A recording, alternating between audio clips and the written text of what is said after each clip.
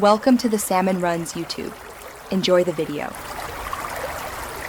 You start by loading the original file into the AI tool. Make sure the clip is the highest resolution source you have. You should extract a 5 to 10 second test segment so you can iterate quickly without waiting on full renders. Once loaded, run a quick stabilization pass to reduce motion blur.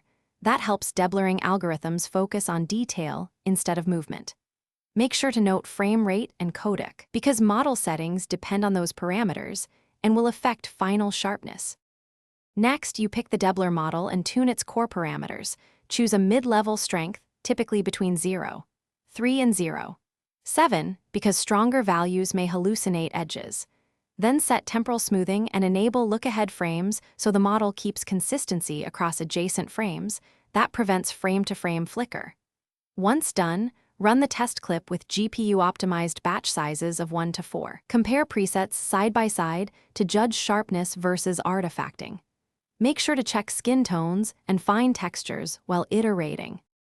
For the final steps, render a quick low-quality preview of the whole timeline to validate consistency, then run the full high-quality render. If you see ringing, ghosting, or unnatural edges, reduce deblur strength by about 10 to 20% or increase temporal smoothing. Make small changes and recheck the preview. Always keep the original files and export versioned outputs so you can revert. One key troubleshooting tip: if artifacts persist, try a different model architecture.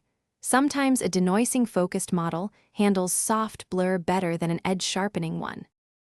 Thanks for watching. Consider subscribing if we helped you.